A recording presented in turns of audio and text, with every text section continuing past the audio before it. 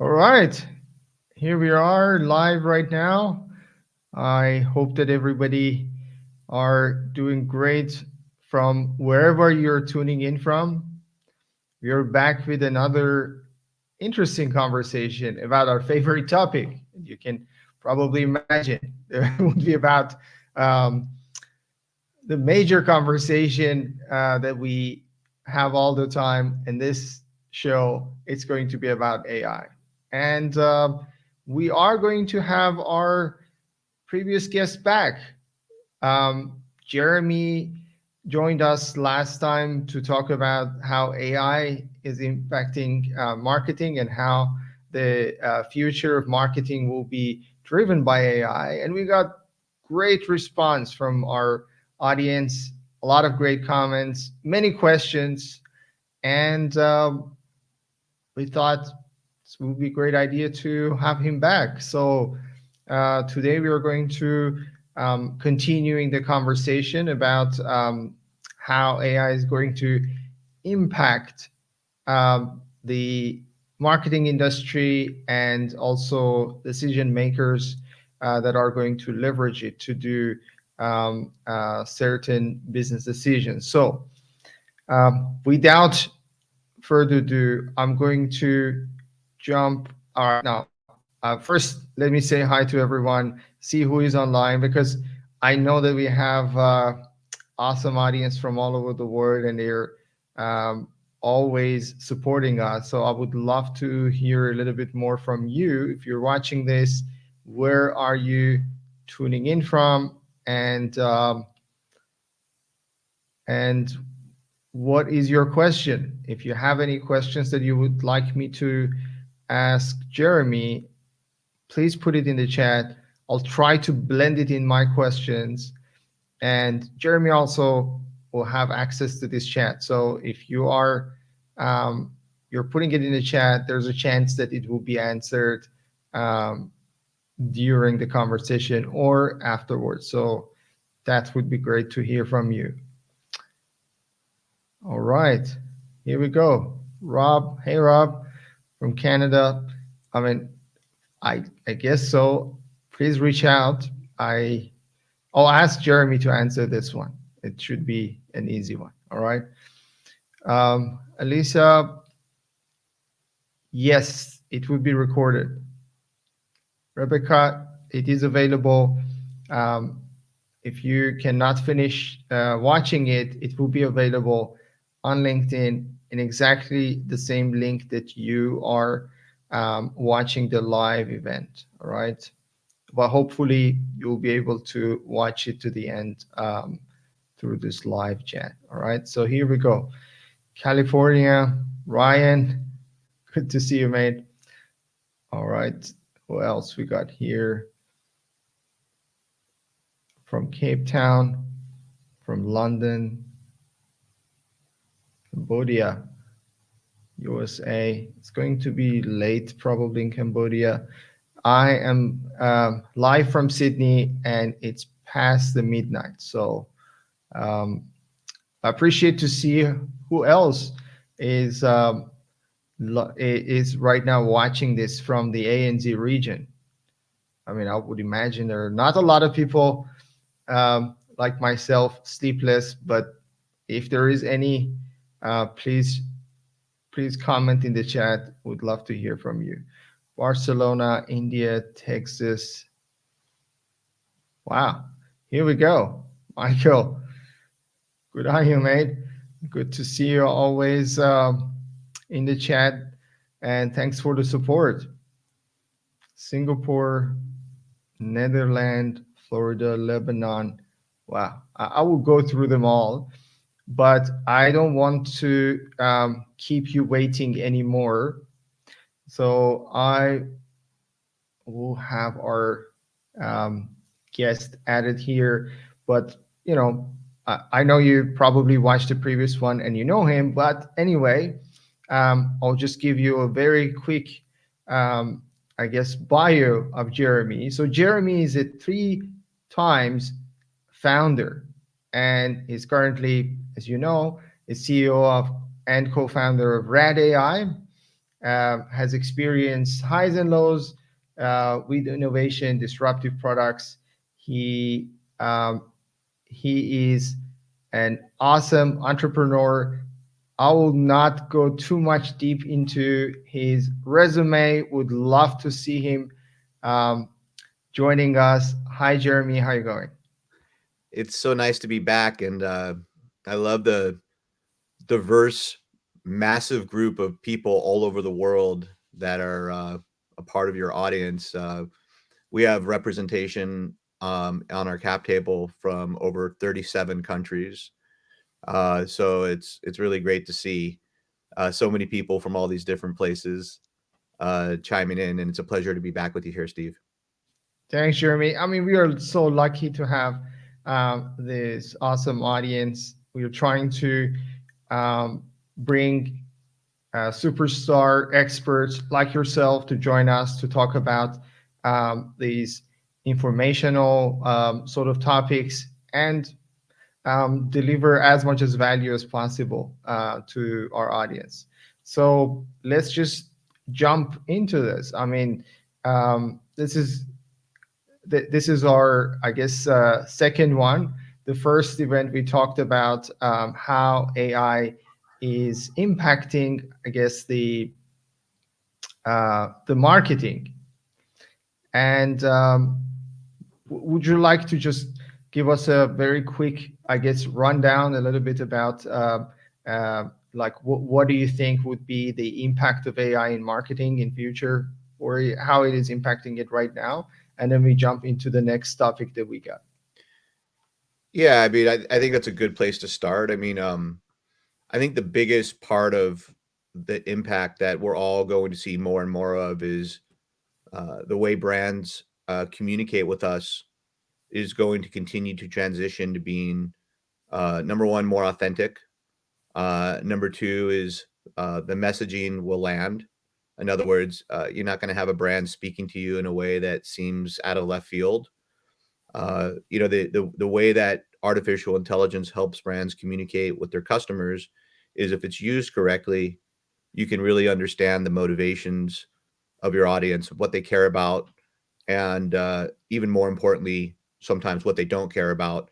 So there's ways to create messaging that's really going to land on the one hand, and there's also ways if you're a brand to avoid potentially devastating mistakes, which, in our case, we're working with larger enterprises, typically Fortune 1000s. And, a mistake in some contexts can lead to several $billion worth of damage on your market cap. So there's a couple different ways that it can be used. But I think the high level is, brands, they want to connect with us.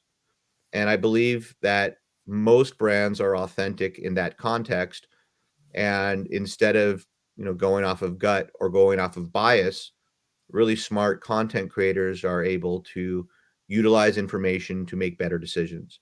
And the ripple effect of that, as a person who's consuming content and making decisions based off of the quality of the content, is you engage more deeply with the brand. And that can mean a variety of different things depending on what the brand is or depending on what the consumer action is. But we see a world where content continues to evolve to get better and more authentic. And I think that the authenticity part of it has to remain the through line.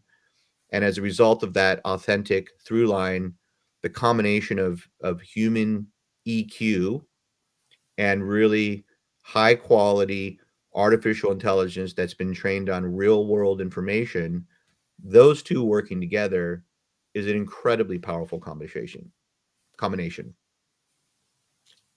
I can agree more with this. I mean, as a content creator, I can see how these tools are enabling us as human to be more creative and to express ourselves better. I mean, that was a I had an interesting conversation with an author, very famous author. I'm not going to tell his name, but he was like, he just he was publishing books pretty much almost every year, and it's like, I hate AI because now AI is going to enable a lot of people that have great ideas, but they are not able to express it in a way that, you know, other writers and content creators can do right now. So they will come into the market with their own ideas, and they will be enabled to publish, they would be enabled to talk to the audience. So there will be much more competition, and understanding how to publish is going to be less valuable, and the idea itself and the creativity would be the actual value. So that was an interesting talk. But back to our Yeah, conversation. Sorry. that's a very, by the way, that topic is, I think, one of the backbones of a lot of concern. If I was counseling him, Steve, I would have told him, listen, as a really talented author, this gives you another edge. You should figure out all of the different tools that are out there that can be a part of your own personal tool stack to be better. I always thought the power of artificial intelligence in the hands of somebody unbelievably creative and smart, you're going to create that much more content. An example is, imagine artificial intelligence in the hands of Steven Spielberg. Instead of a movie every 5 years, maybe it's a movie every year and a half or every 2 years, right? So there's these different ways that really creative people can use it. I think the danger in this context is, number one, bad information. And then the Mhm. other danger, as a as a member of a company or an executive or anybody within the food chain, whether it's an owner of a business all the way down to somebody who's working their way up or whatever it is not learning and not adopting and just getting into these sort of like little nuggets of misinformation that are out there about how AI is going to replace. It really is, from my perspective, something that augments and makes better. And it's really going to be as valuable as the person who's trying to solve whatever problem they're trying to solve. In our context, it's marketing communication, but there's so many other use cases that are relevant across the board. Marketing communications, farming, agriculture, space travel. So, like, from my perspective, it's more who and how are you adopting and learning to understand the marketplace. That's a great point. And just jumping into our the topic of this session, let's start with the actual, I guess, topic, like how AI is adding value to brands and investors. Well, we have a very narrow look at this from commercial adoption. The narrow look is very specific to our growth plans.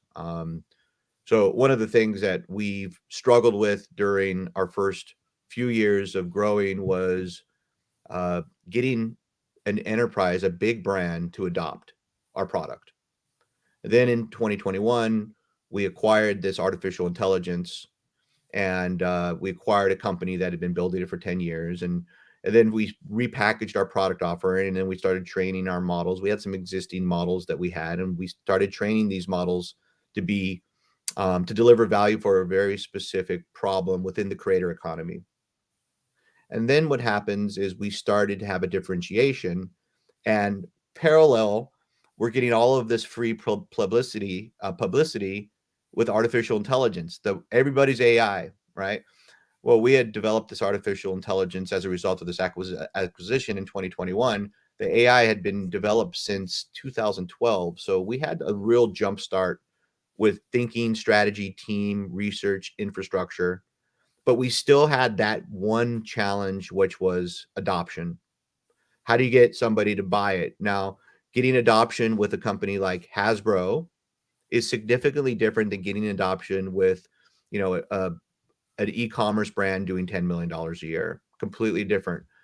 And when we started winning, it was because of our differentiation, but it was because of our differentiation. Plus, these big enterprises that were out there were all of a sudden interested in innovation.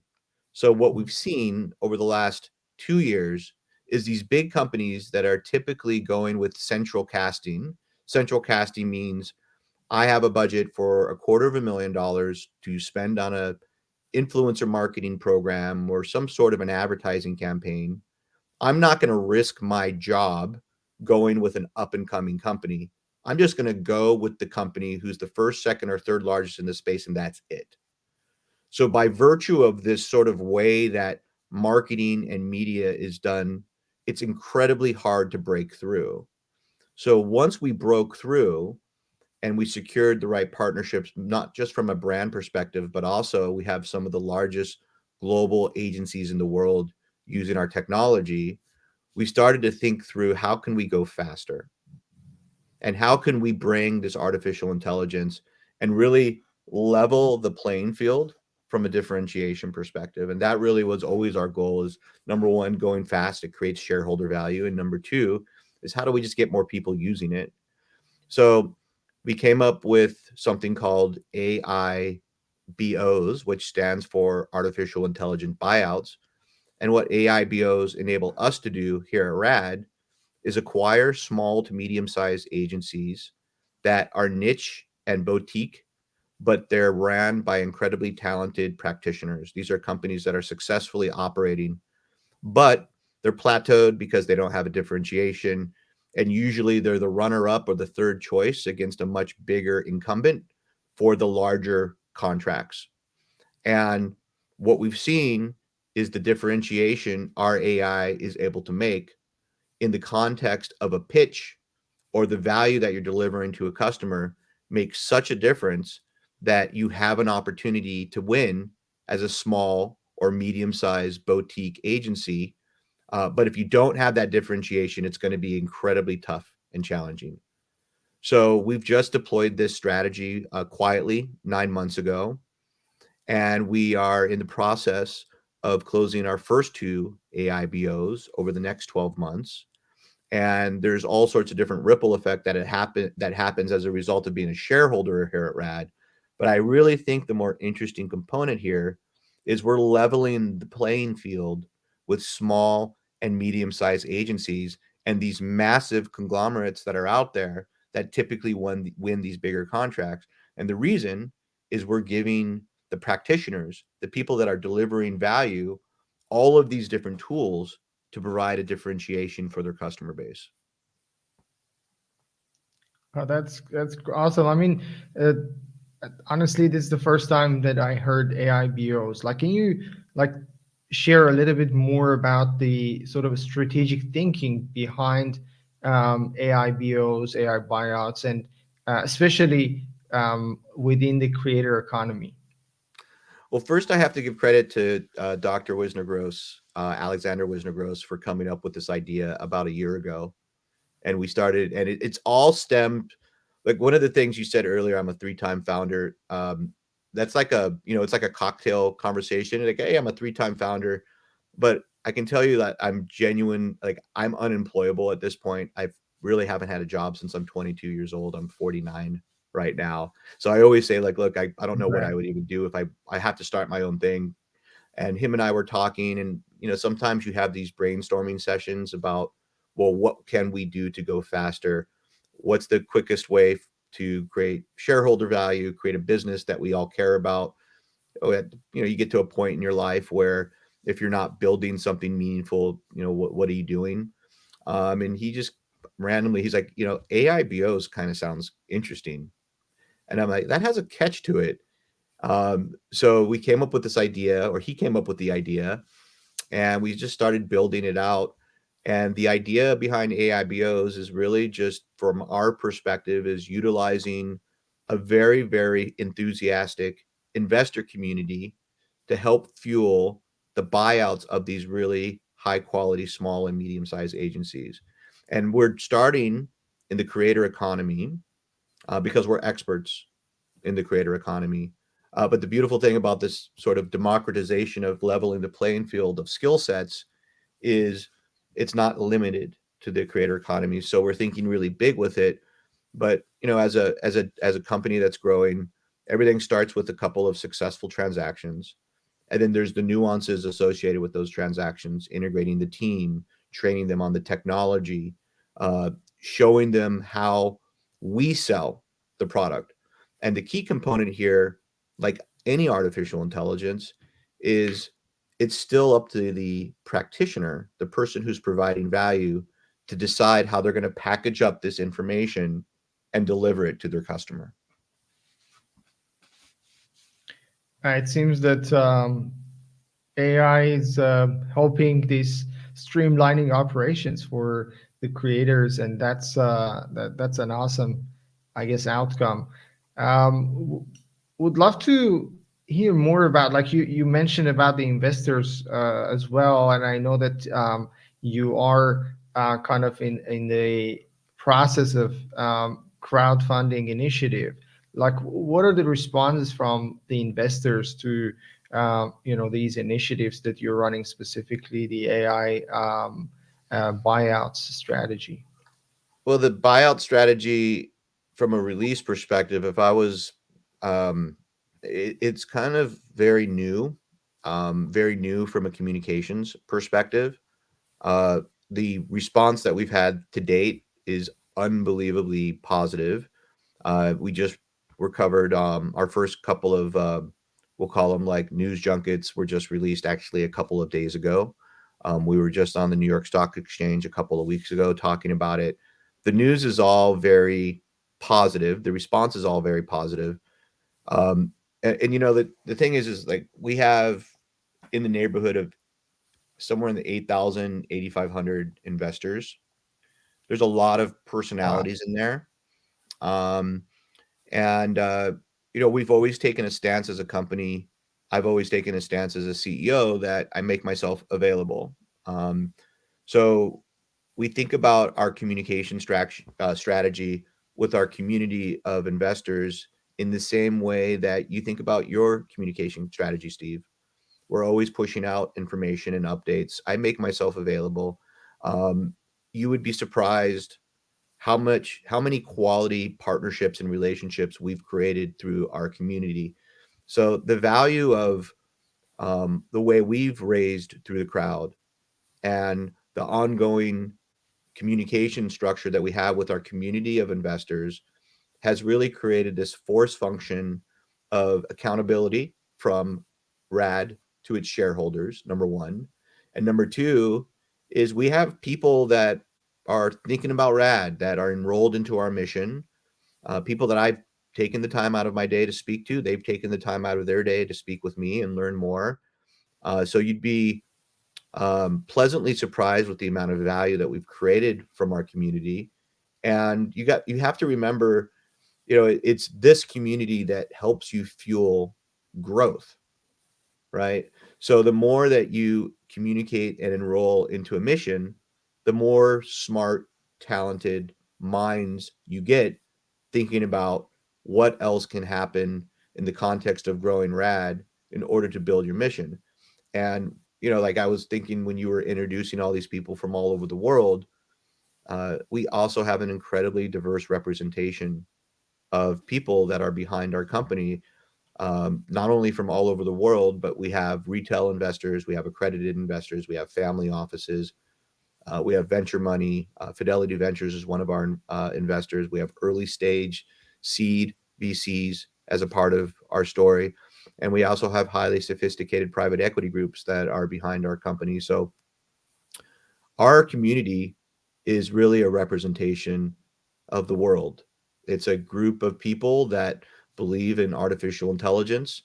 And, you know, from a company perspective, we look at this as the most valuable, important thing that we can do to fuel growth. And the reciprocity with the investment is we're working really hard, we're pushing out information, the numbers look good, we have traction. And now we're at this really special, unique time where we get to establish ourselves as a leader in this space by acquiring these small and medium-sized agencies that will really benefit from our technology in ways that have a direct connection to the P&L and L and balance sheet. That's a great point. And as you mentioned, like diversity is another important aspect for success of companies. But apart from that, success of AI, understanding like how AI is going to impact different sort of groups different backgrounds and how it will be perceived, and if there's a bias. So that's great to see that you have diversity not only in your investors but also in the team, from the executives and up to down to all the other staff that are working on the product, and they are making sure that the quality is actually to the standards that RAD AI would love to stand behind it. So that's a great point to hear. Let's talk a little bit about the long-term vision. Like, what are the, I guess, impacts? First of all, what are the impacts of, like, immediate impact of AI BO's strategies and RAD AI's market presence, and what are the future long-term visions for RAD AI? Yeah, well, the immediate impact to uh, shareholders is going to be, we suspect is going to be material. And the reason being is, number one, there's, a real artificial intelligence that's driving these, I always say, these things that bolt into the P&L and balance sheet. To draw a little bit more color on that, as an agency using our technology, we're seeing right now three significant efficiencies. Efficiency in revenue. In other words, you're going to close more business. So that's on the sales part of it. So that's over here. Efficiencies in the value of your customer, because you have, number one, a longer, more loyal customer because you have a differentiated product. And number two is you're able to expand your offerings to that customer. So those revenue efficiencies are really important. The other part of it that's really important are these operational efficiencies that are oftentimes infrastructural, but the amount of time it takes to research, build a deck, put the information in it, think about it, create the different audiences that you have to deliver to your customer, present the information, report on the information. We're significantly reducing this time. So the amount of infrastructure and resources needed is different. Now, what we found is that doesn't mean brands are firing people. What it means is the quality of the information is just getting that much better in the amount of time that's allocated for that specific client relationship.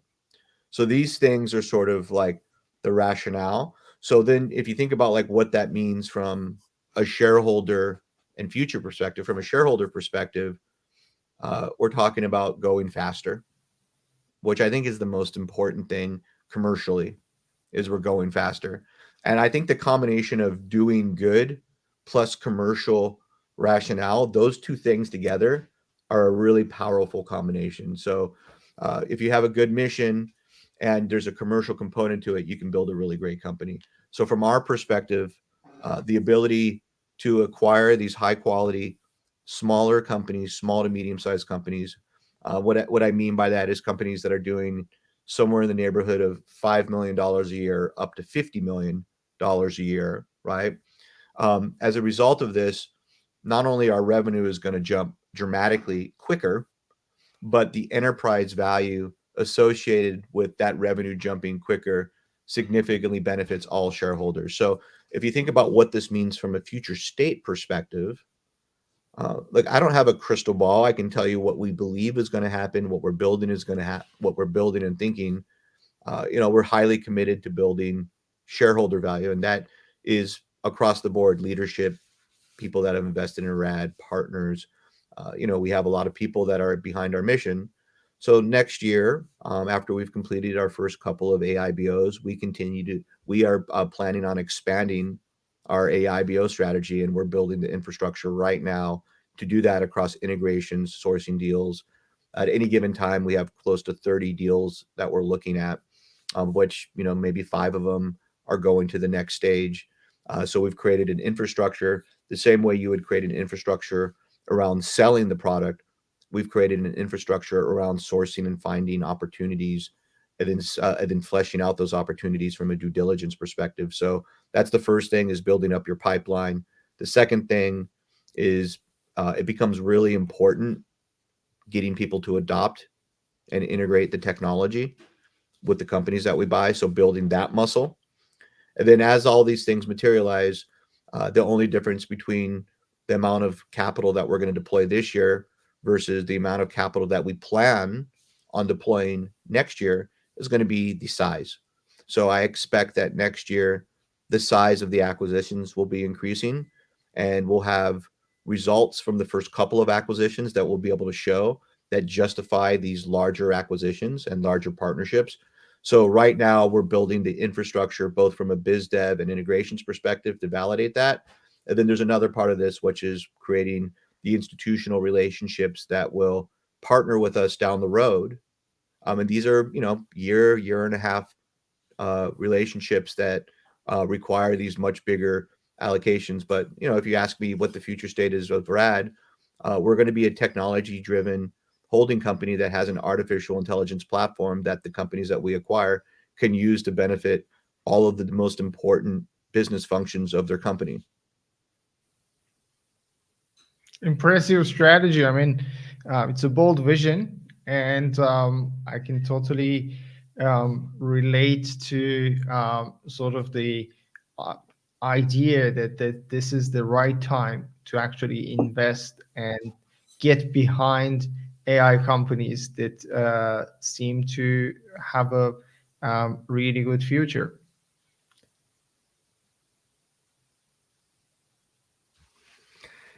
Yeah, Sorry, I can think that you hear me? I mean, for a second, I think you went out, there was. for a second.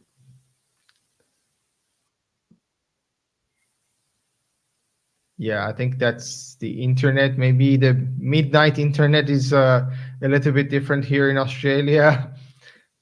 They have the thing called internet, midnight internet out there. I don't know if they I don't know if my Aussie friends would agree with you, but that's actually that's a funny thing to say. What time is it over there again, Steve? It's like 12:30 in the morning. It's 12:30. Yes, Yeah, it's 12:30, 25th of April. yeah. And yeah, I'm talking to everyone from tomorrow. So yeah, I mean, talking about future. So I can tell you that this conversation is totally aligned with what future seem to be look like. That most of the winners are going to be AI companies, Yeah, and the I think it's ones a that requirement. leverage. Yeah. I think it's a requirement as you evolve as a company. We always talk about these personal things that need to happen with your professional lives, right? The things you do in your professional life certainly have a direct, highly material impact on what you do and why you do it. And in business, people say it's not personal, but it is personal. So adopting artificial intelligence as a human is just as important as a company adopting. And we're still in this really, really early stage of growth, not just from a people perspective, but also from a company perspective. And like God bless the folks over at OpenAI, and God bless some of the early adopters and some of these other platforms like Right Sonic that have made it really, really easy to interact and get comfortable with it. I think that's really a big part of it. And what we're seeing now is these new roles at companies: head of artificial intelligence, chief artificial intelligence officer, which is a new one, artificial intelligence advisor. But these companies that are traditionally archaic with their thinking, they're big, they've been around, they are now thinking about innovation. And at the forefront of innovation is artificial intelligence. I think artificial intelligence is like it's kind of similar to adoption of the internet when the internet first became the internet. It's a thing that's just going to be there. It's not necessarily do you use AI, do you not use AI. I think everybody's probably using a variation of AI in their life, whether they know it or don't know it. But the intentionality of how you use it, in my opinion, is where the real value comes. And then you can start thinking about, well, how can I train an AI model for my problem. And you can have that conversation as a human or as a company, which also is incredibly interesting as well. So, look, you got to be really passionate about this stuff, and I'm obviously very passionate about it. But I mean, what a fun time for us, Steve, to be able to talk about this. And you have so many people from all over the world that are tuning in to listen to us talk, which I also think is a blessing. So it's just I wouldn't have it any other way. And it's just, I jump out of bed in the morning. I'm ultra excited to just talk about this as much as I can. So I appreciate you guys having me on in this context. 100% agree, and it's just unbelievable to be alive in such a era that we are witnessing, I would say, the fastest change in human life in the history of humankind.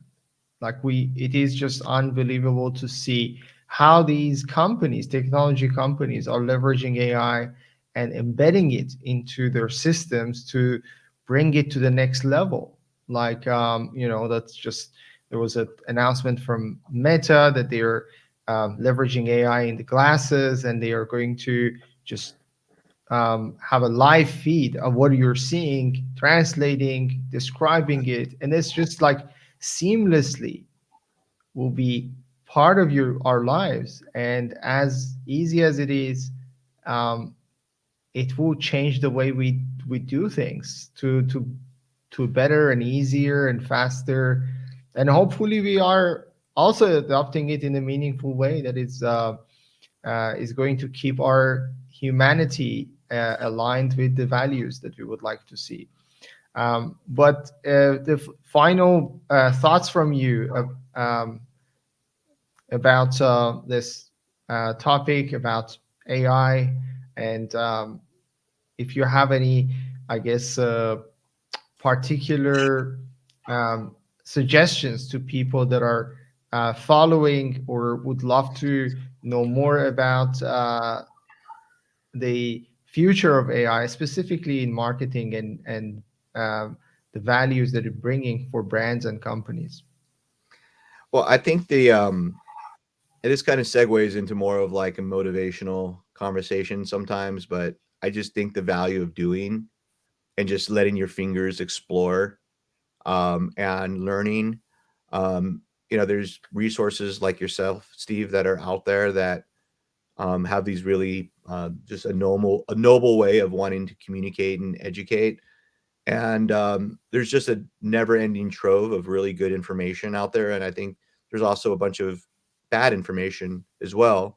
But the point is it doesn't just happen. It's not nothing's going to just be given to you from an information perspective. And the value of this stuff is learning and understanding and adopting into your life. And there's these ways that you can adopt into your life that are incredibly commercial specific for a very specific task or a series of tasks that you have within your career.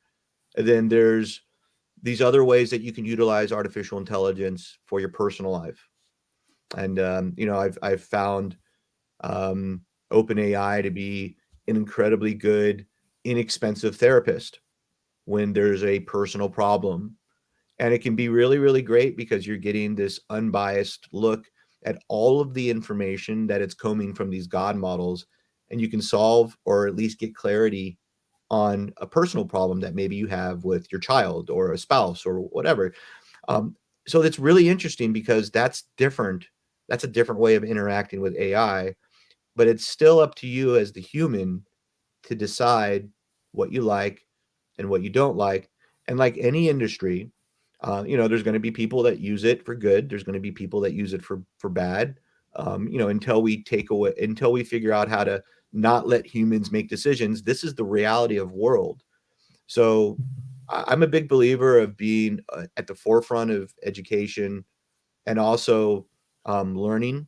And I think that there's a lot of power and value as if you're watching or listening to this right now, you're probably of that same mindset. So from my perspective, letting your fingers sort of explore on the internet and doing some research and reading and taking an hour out of your day, you'd be really surprised how quickly you can learn and adopt and start to find different variations of products that have an impact on your life, whether it be your personal or professional life.